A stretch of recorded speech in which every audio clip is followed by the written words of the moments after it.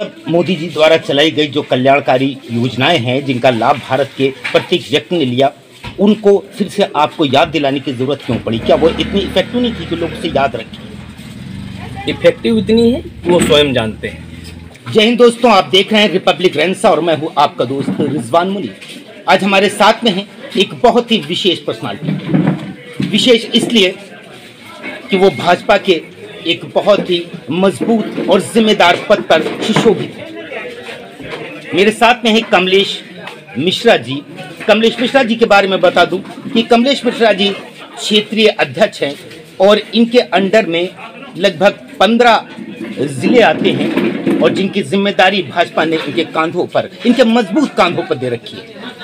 और जैसा कि मुझे ज्ञात है कि उस जिम्मेदारी को ये बहुत ही अच्छी तरह निभा रहे हैं। आज भाजपा के एक खास प्रोग्राम के तहत रात प्रवास या चलो गांव की ओर के तहत ये फतेहपुर के मीरनगर गांव में आए हुए हैं।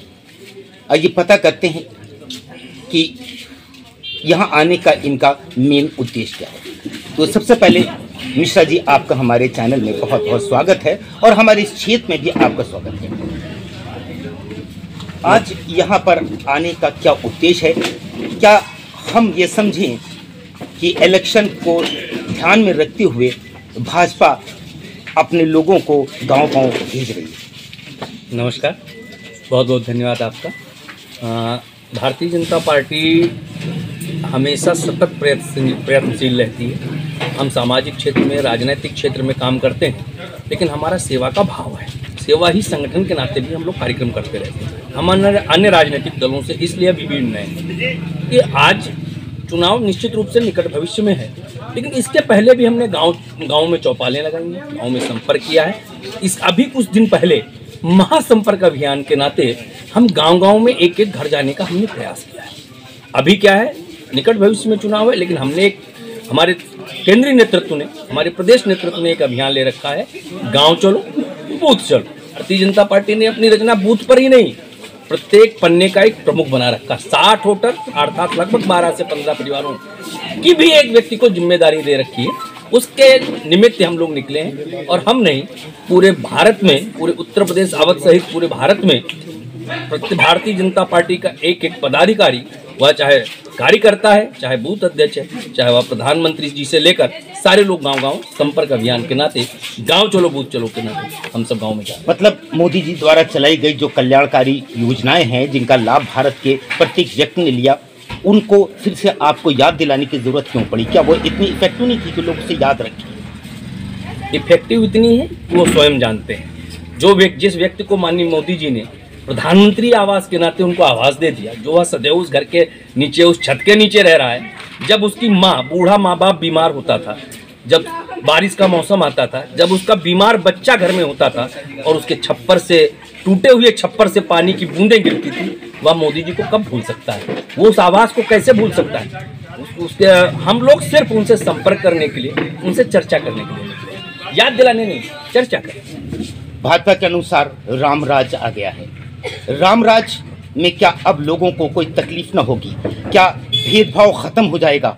क्या सभी सुकून से रहेंगे? ये विश्वास कर लिया जाए। किसी भी देश की सरकार, कोई भी संगठन इस काम को नहीं कर सकता है। इस काम को करने के लिए हम सब जो गांव के लोग हैं, शहर के लोग हैं, जो सामान्य जन हैं, उनको आपस में परस्पर एक दूसरे के प्रति श्रद्धा भाव लाना पड़ेगा, विश्वास लाना पड़ेगा, वैमनस्यता समाप्त करनी पड़ेगी, बड़ा मन करना पड़ेगा। और जब हम एक दूसरे से मिलजुल कर रहेंगे तभी रामराज्य हो सकता है। हाँ, रामराज्य की कल्पना में कुछ बातें हैं जो सरकार की जिम्मेदारी हैं। जैसे उस समय राजतंत्र की व्यवस्था होती थी, कोई भी व्यक्ति भूखा नहीं रहना चाहिए, अनावश्यक सताया नहीं जाना चाहिए, वह सरकार काम कर रही है। आतंकवादी घटनाएं नहीं होनी चाहिए, माओवादी गुंडे अपराधी नहीं होने चाहिए, उस तरफ हमारी सरकार काम कर रही है। शेष जनता और सरकार के समन्वय से रामराज्य। आपने अपनी स्पीच में कहा था कि हम लोगों के सुझाव भी जानना चाहते हैं, हम आपकी सरकार सुझाव जानना चाहती है, या कहाँ की कोई कमी रह गई वो भी जानना चाहती है।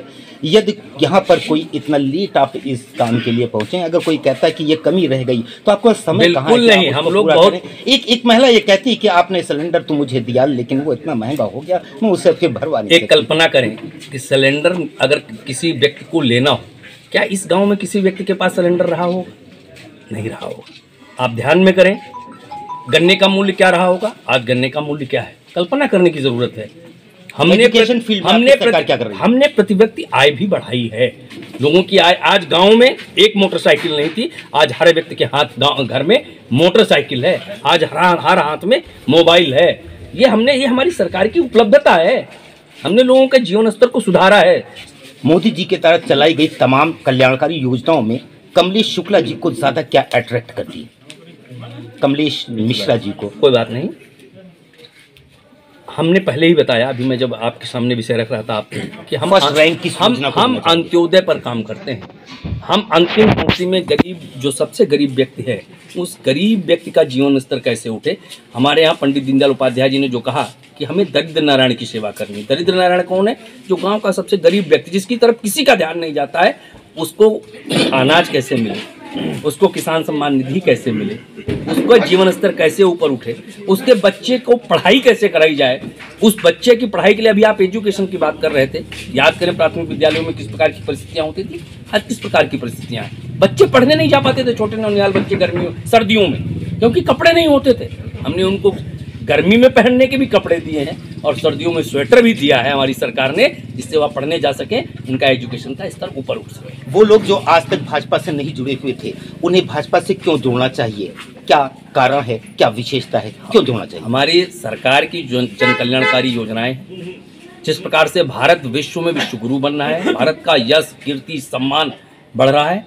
यदि किसी यहाँ इस गाँव का कोई व्यक्ति विदेशों में भी रह रहा हो तो पता करें कि पहले भारत की क्या स्थिति थी और आज उनको कितने सम्मान की दृष्टि से देखा जाता है कि ये मोदी जी के देश के। इस नाते लोगों को भाजपा के साथ जुड़ना चाहिए।